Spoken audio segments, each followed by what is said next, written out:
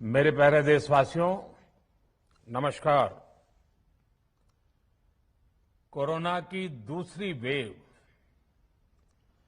और दूसरी वेव से हम भारतवासियों की लड़ाई जारी है। दुनिया के अनेक भारत भी इस लड़ाई के दौरान बहुत बड़ी पीड़ा से गुजरा है। हम में से कई लोगों ने अपने परिजनों को, अपने परिचितों को खोया है। ऐसे सभी परिवारों के साथ मेरी पूरी संवेदनाएं हैं। साथियों, बीते 100 वर्षों में आई ये सबसे बड़ी महामारी है, त्रासदी है। इस तरह की महामारी आधुनिक विश्व ने न देखी थी, न अनुभव की थी।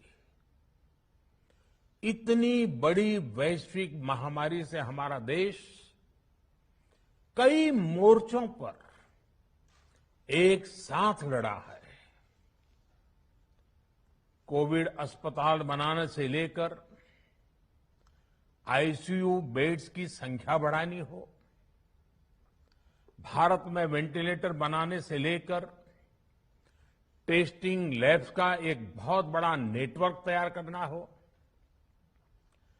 कोविड से लड़ने के लिए बीते 1.25 साल में ही देश में एक नया हेल्थ इंफ्रास्ट्रक्चर तैयार किया गया है। सेकंड वेव के दौरान अप्रैल और मई के महीने में भारत में मेडिकल ऑक्सीजन की डिमांड अकल्पनीय रूप से बढ़ गई थी। भारत के इतिहास में कभी भी इतनी मात्रा में मेडिकल ऑक्सीजन की जरूरत कभी भी महसूस नहीं की गई। इस जरूरत को पूरा करने के लिए युद्ध स्तर पर काम किया गया। सरकार के सभी तंत्र लगे। ऑक्सीजन रेल चलाई गई, एयरफोर्स के विमानों को लगाया गया, नौसेना को लगाया गया। बहुत ही कम समय में लिक्विड मेडिकल ऑक्सीजन के प्रोडक्शन में 10 गुना से ज्यादा बढ़ाया गया। दुनिया के हर कोने से, जहां कहीं से भी जो कुछ भी उपलब्ध हो सकता था, उसको प्राप्त करने का भरसक प्रयास किया गया, लाया गया। इसी तरह जरूरी दवाओं के प्रोडक्शन को कई गुना बढ़ाया गया। विदेशों में जहां भी दवाइयां उपलब्ध हो, वहां से उन्हें लाने में कोई कोर कसर बाकी नहीं छोड़ी गई। साथियों, कोरोना जैसे अदृश्य और रूप बदलने वाले दुश्मन के खिलाफ लड़ाई में सबसे प्रभावी हथियार कोविड प्रोटोकॉल है। मास्क, 2 गज की दूरी और बाकी सारी सावधानियां, उसका पालन ही है। इस लड़ाई में वैक्सीन हमारे लिए सुरक्षा कवच की तरह है। आज पूरे विश्व में वैक्सीन के लिए जो मांग है, उसकी तुलना में उत्पादन करने वाले देश और वैक्सीन बनाने वाली कंपनियां बहुत कम है, इन्हीं गिनी हैं। कल्पना करिए कि अभी हमारे पास भारत में बनी वैक्सीन नहीं होती तो आज भारत जैसे विशाल देश में क्या होता। आप पिछले 50-60 साल का इतिहास देखेंगे तो पता चलेगा कि भारत को विदेशों से वैक्सीन प्राप्त करने में दशकों लग जाते थे। विदेशों में वैक्सीन का काम पूरा हो जाता था, तब भी हमारे देश में वैक्सीनेशन का काम शुरू भी नहीं हो पाता था। पोलियो की वैक्सीन हो, स्मॉल पॉक्स, जहां गांव में हम उसको चेचक कहते हैं, चेचक की वैक्सीन हो, हेपेटाइटिस बी की वैक्सीन हो, इनके लिए देशवासियों ने दशकों तक इंतजार किया था। जब 2014 में देशवासियों ने हमें सेवा का अवसर दिया, तो भारत में वैक्सीनेशन का कवरेज 2014 में भारत में वैक्सीनेशन का कवरेज सिर्फ 60% के आसपास था, 60% के आसपास था। और हमारी दृष्टि में ये बहुत चिंता की बात थी। जिस रफ्तार से भारत का टीकाकरण कार्यक्रम चल रहा था, उस रफ्तार से देश को 100% टीकाकरण कवरेज का लक्ष्य हासिल करने में करीब करीब 40 साल लग जाते हैं। हमने इस समस्या के समाधान के लिए मिशन इंद्रधनुष को लॉन्च किया। हमने तय किया कि मिशन इंद्रधनुष के माध्यम से युद्ध स्तर पर वैक्सीनेशन किया जाएगा और देश में जिसको भी वैक्सीनेशन की जरूरत है उसे वैक्सीन देने का प्रयास होगा। हमने मिशन मोड में काम किया और सिर्फ 5-6 साल में ही वैक्सीनेशन कवरेज 60% से बढ़कर 90% से भी ज्यादा हो गई। 60 से 90, यानी हमने वैक्सीनेशन की स्पीड भी बढ़ाई और दायरा भी बढ़ाया। हमने बच्चों को कई जानलेवा बीमारियों से बचाने के लिए कई नए टीकों का भी भारत के टीकाकरण अभियान का हिस्सा बना दिया। हमने इसलिए किया क्योंकि हमें हमारे देश के बच्चों की चिंता थी, गरीब की चिंता थी, गरीब के उन बच्चों की चिंता थी जिन्हें कभी टीका लग ही नहीं पाता था। हम 100% टीकाकरण कवरेज की तरफ बढ़ रहे थे कि कोरोना वायरस ने हमें घेर लिया। देश ही नहीं, दुनिया के सामने फिर पुरानी आशंकाएं घिरने लगी कि अब भारत कैसे इतनी बड़ी आबादी को बचा पाएगा। लेकिन साथियों, जब नीयत साफ होती है, नीति स्पष्ट होती है, निरंतर परिश्रम होता है, तो नतीजे भी मिलते हैं। हर आशंका को दरकिनार करके भारत ने 1 साल के भीतर ही एक नहीं बल्कि 2 made in India vaccine launch कर दी। हमारे देश ने, देश के वैज्ञानिकों ने ये दिखा दिया कि भारत बड़े बड़े देशों से पीछे नहीं है।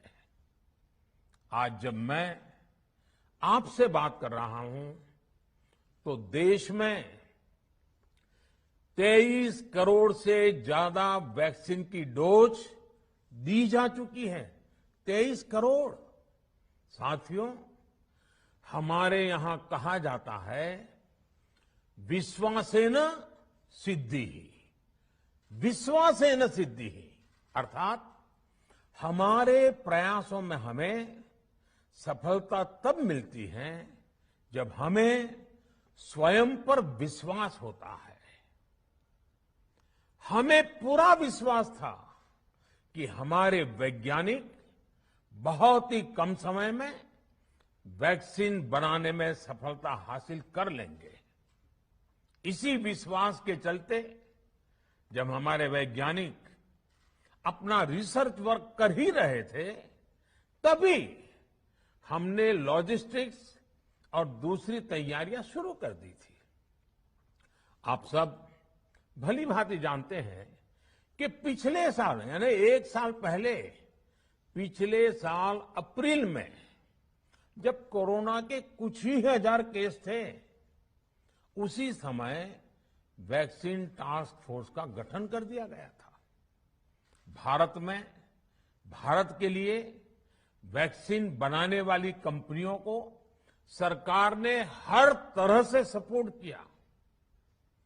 वैक्सीन निर्माताओं को क्लिनिकल ट्रायल में मदद की गई, रिसर्च और डेवलपमेंट के लिए जरूरी फंड दिया गया।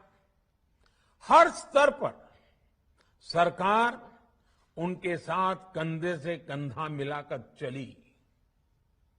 आत्मनिर्भर भारत पैकेज के तहत मिशन कोविड सुरक्षा के माध्यम से भी उन्हें हजारों करोड़ रुपए उपलब्ध कराए गए। पिछले काफी समय से देश लगातार जो प्रयास और परिश्रम कर रहा है, उससे आने वाले दिनों में वैक्सीन की सप्लाई और भी ज्यादा बढ़ने वाली है। आज देश में 7 कंपनियां विभिन्न प्रकार की वैक्सीन का प्रोडक्शन कर रही है। 3 और वैक्सीन का ट्रायल भी एडवांस स्टेज पर चल रहा है। वैक्सीन की उपलब्धता बढ़ाने के लिए दूसरे देशों की कंपनियों से भी वैक्सीन खरीदने की प्रक्रिया को तेज किया गया है। इधर हाल के दिनों में कुछ एक्सपर्ट्स द्वारा हमारे बच्चों को लेकर भी चिंता जताई गई है। इस दिशा में भी 2 वैक्सीन का ट्रायल तेजी से चल रहा है। इसके अलावा अभी देश में एक नेजल वैक्सीन पर भी रिसर्च जारी है। इसे सिरिंज से न देकर नाक में स्प्रे किया जाएगा। देश को अगर निकट भविष्य में इस वैक्सीन पर सफलता मिलती है, तो इससे भारत के वैक्सीन अभियान में और ज्यादा तेजी आएगी। साथियों, इतने कम समय में वैक्सीन बनाना अपने आप में पूरी मानवता के लिए बहुत बड़ी उपलब्धि है, लेकिन इसकी अपनी सीमाएं भी हैं। वैक्सीन बनने के बाद भी दुनिया के बहुत कम देशों में वैक्सीनेशन प्रारंभ हुआ और ज्यादातर समृद्ध देशों में ही शुरू हुआ। WHO ने वैक्सीनेशन को लेकर गाइडलाइंस दी। वैज्ञानिकों ने वैक्सीनेशन की रूपरेखा रखी और भारत ने भी जो अन्य देशों की बेस्ट प्रैक्टिसेस थी, विश्व स्वास्थ्य संगठन WHO के मानक थे, उसी आधार पर चरणबद्ध तरीके से वैक्सीनेशन करना तय किया। केंद्र सरकार ने मुख्यमंत्रियों के साथ हुई अनेकों बैठकों से जो सुझाव मिले, संसद के विभिन्न दलों के साथियों द्वारा जो सुझाव मिले, उसका भी पूरा ध्यान रखा। इसके बाद ही ये तय हुआ कि जिन्हें कोरोना से ज्यादा खतरा है, उन्हें प्राथमिकता दी जाएगी। इसलिए ही हेल्थ वर्कर्स, फ्रंटलाइन वर्कर्स, 60 वर्ष की आयु से ज्यादा के नागरिक, बीमारियों से ग्रसित 45 वर्ष से ज्यादा आयु के नागरिक, इन सभी को वैक्सीन पहले लगनी शुरू हुई है। आप कल्पना कर सकते हैं कि अगर कोरोना की दूसरी वेव से पहले हमारे फ्रंटलाइन वर्कर्स को वैक्सीन नहीं लगी होती तो क्या होता? सोचिए, हमारे डॉक्टर्स, नर्सिंग स्टाफ को वैक्सीन ना लगी तो क्या होता? अस्पतालों में सफाई करने वाले हमारे भाई बहनों को, एम्बुलेंस के हमारे ड्राइवर्स भाई बहनों को वैक्सीन ना लगी होती तो क्या होता? ज्यादा से ज्यादा हेल्थ वर्कर्स को वैक्सीनेशन होने की वजह से ही वो निश्चिंत होकर दूसरों की सेवा में लग पाए, लाखों देशवासियों का जीवन बचा पाए। लेकिन देश में कम होते कोरोना के मामलों के बीच केंद्र सरकार के सामने अलग अलग सुझाव भी आने लगे, भिन्न भिन्न मांगे होने लगी, पूछा जाने लगा, सब कुछ भारत सरकार ही क्यों तय कर रही है? राज्य सरकारों को छूट क्यों नहीं दी जा रही है? राज्य सरकारों को लॉकडाउन की छूट क्यों नहीं मिल रही है? One size does not fit all जैसी बातें भी कही गई। दलील ये दी गई कि संविधान में चूंकि हेल्थ, आरोग्य प्रमुख रूप से राज्य का विषय है, इसलिए अच्छा है कि सब राज्य ही करें। इसलिए इस दिशा में एक शुरुआत की गई। भारत सरकार ने एक बृहद गाइडलाइन बनाकर राज्यों को दी ताकि राज्य अपनी आवश्यकता और सुविधा के अनुसार काम कर सके। स्थानीय स्तर पर कोरोना कर्फ्यू लगाना हो, माइक्रो कंटेनमेंट जोन बनाना हो, इलाज से जुड़ी व्यवस्थाएं हो, भारत सरकार ने राज्यों की इन मांगों को स्वीकार किया। साथियों, इस साल 16 जनवरी से शुरू होकर अप्रैल महीने के अंत तक भारत का वैक्सीनेशन कार्यक्रम मुख्यतः केंद्र सरकार की देखरेख में ही चला। सभी को मुफ्त वैक्सीन लगाने के मार्ग पर देश आगे बढ़ रहा था। देश के नागरिक भी अनुशासन का पालन करते हुए अपनी बारी आने पर वैक्सीन लगवा रहे थे। इस बीच कई राज्य सरकारों ने फिर कहा कि वैक्सीन का काम डिसेंट्रलाइज किया जाए और राज्यों पर छोड़ दिया जाए। तरह तरह के स्वर उठे, जैसे कि वैक्सीनेशन के लिए एज ग्रुप क्यों बनाए गए। दूसरी तरफ किसी ने कहा कि उम्र की सीमा आखिर केंद्र सरकार ही क्यों तय करे। कुछ आवाजें तो ऐसी भी उठी कि बुजुर्गों का वैक्सीनेशन पहले क्यों हो रहा है। भांति भांति के दबाव भी बनाए गए। देश के मीडिया के एक वर्ग ने इसे कैंपेन के रूप में भी चलाया। साथियों, काफी चिंतन मनन के बाद इस बात पर सहमति बनी कि राज्य सरकारें अपनी तरफ से भी प्रयास करना चाहती हैं, तो भारत सरकार को क्यों इतराज हो और भारत सरकार इतराज क्यों करे।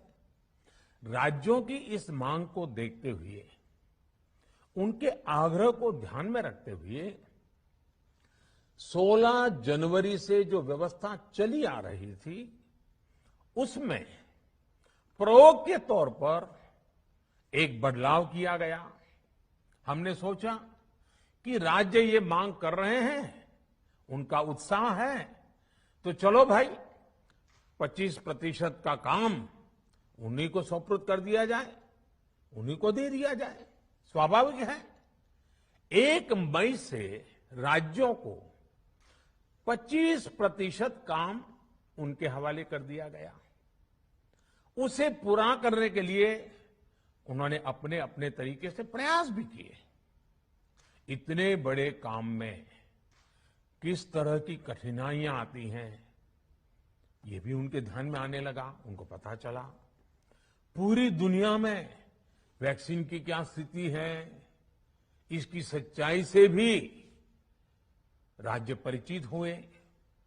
और हमने देखा, एक तरफ मई में सेकेंड वेव, दूसरी तरफ वैक्सीन के लिए लोगों का बढ़ता रुझान, और तीसरी तरफ राज्य सरकारों की कठिनाइयां। मई में 2 सप्ताह बीतते बीतते कुछ राज्य खुले मन से ये कहने लगे कि पहले वाली व्यवस्था ही अच्छी थी। धीरे धीरे इसमें कई राज्य सरकारें जुड़ती चली गई। वैक्सीन का काम राज्यों पर छोड़ा जाए, जो इसकी वकालत कर रहे थे उनके विचार भी बदलने लगे। एक अच्छी बात रही कि समय रहते राज्य पुनर्विचार की मांग के साथ फिर आगे आए। राज्यों की इस मांग पर हमने भी सोचा कि देशवासियों को तकलीफ ना हो, सुचारू रूप से उनका वैक्सीनेशन हो। इसके लिए 1 मई के पहले वाली, यानी 1 मई के पहले 16 जनवरी से अप्रैल अंत तक जो व्यवस्था थी, पहले वाली पुरानी व्यवस्था को फिर से लागू किया जाए। साथियों, आज ये निर्णय लिया गया है कि राज्यों के पास वैक्सीनेशन से जुड़ा जो 25% काम था, उसकी जिम्मेदारी भी भारत सरकार उठाएगी। ये व्यवस्था आने वाले 2 सप्ताह में लागू की जाएगी। इन 2 सप्ताह में केंद्र और राज्य सरकारें मिलकर नई गाइडलाइंस के अनुसार आवश्यक तैयारी कर लेगी। संयोग है कि 2 सप्ताह बाद 21 जून को ही अंतर्राष्ट्रीय योग दिवस भी है। 21 जून सोमवार से देश के हर राज्य में 18 वर्ष से ऊपर की उम्र के सभी नागरिकों के लिए भारत सरकार राज्यों को मुफ्त वैक्सीन मुहैया कराएगी।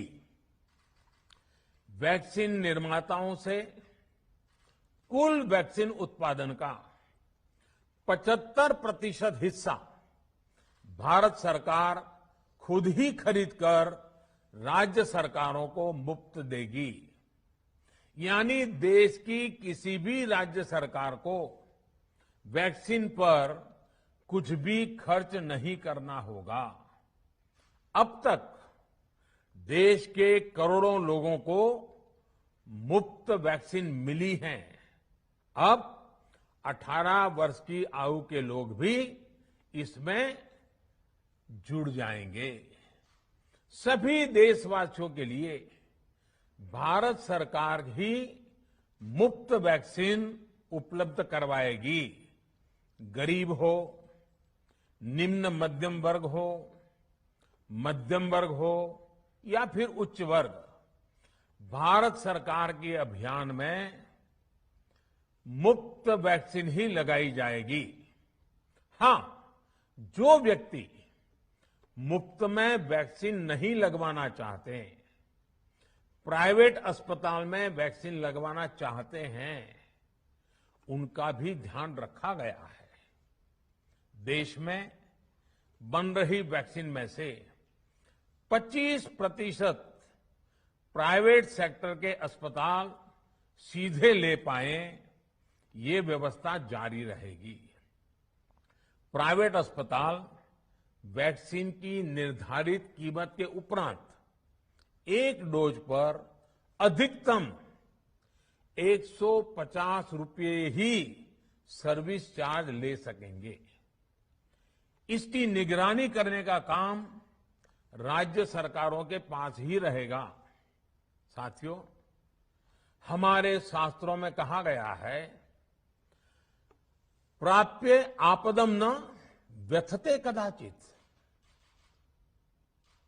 उद्योगम अनु इच्छति चा प्रमत्तः।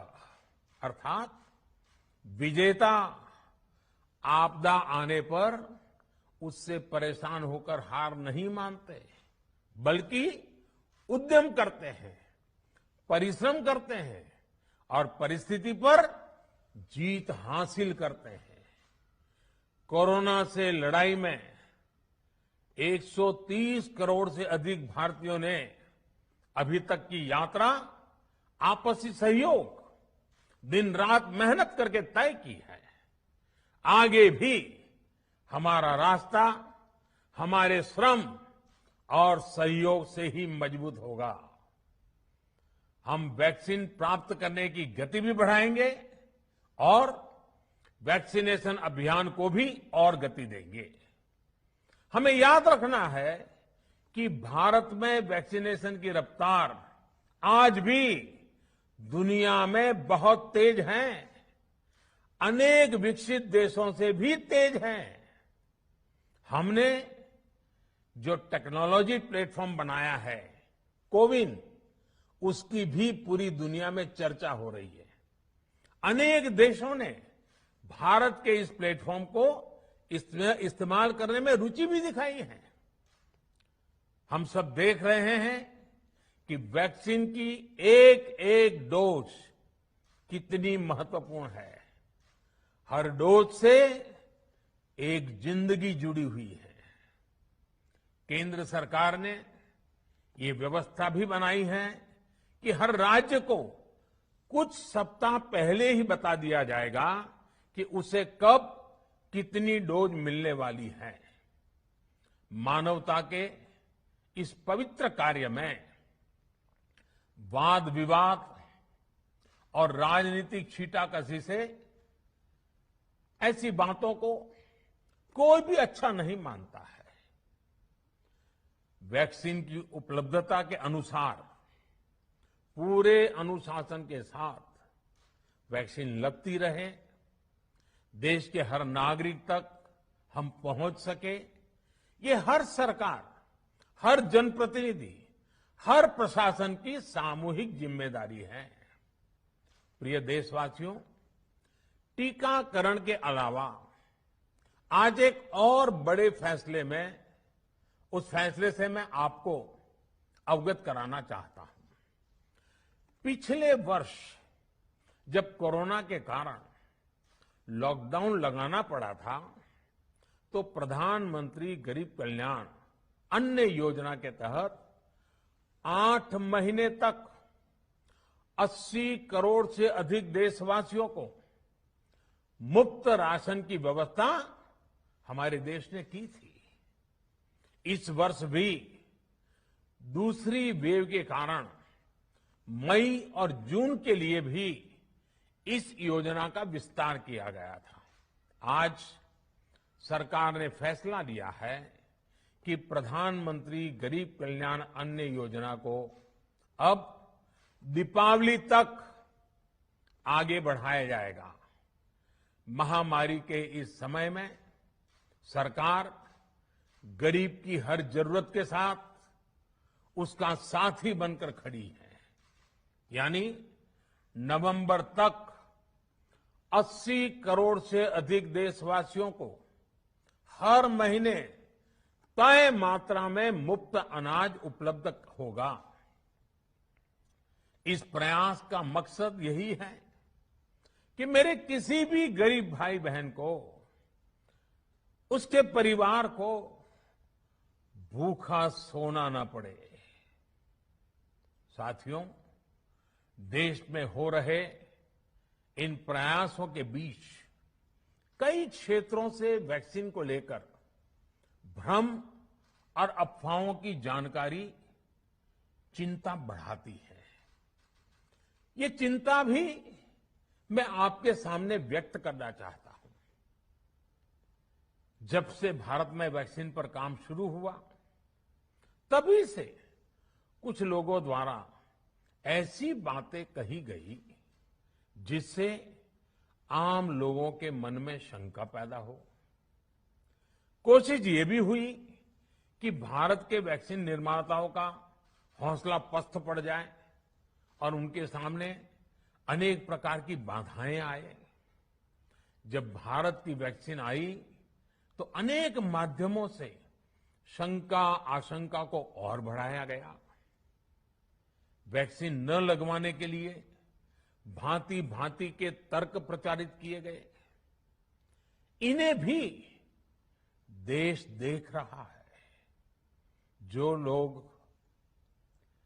वैक्सीन को लेकर आशंका पैदा कर रहे हैं, अफवाहें फैला रहे हैं, वो भोले भाले भाई बहनों के जीवन के साथ बहुत बड़ा खिलवाड़ कर रहे हैं। ऐसी अफवाहों से सतर्क रहने की जरूरत है।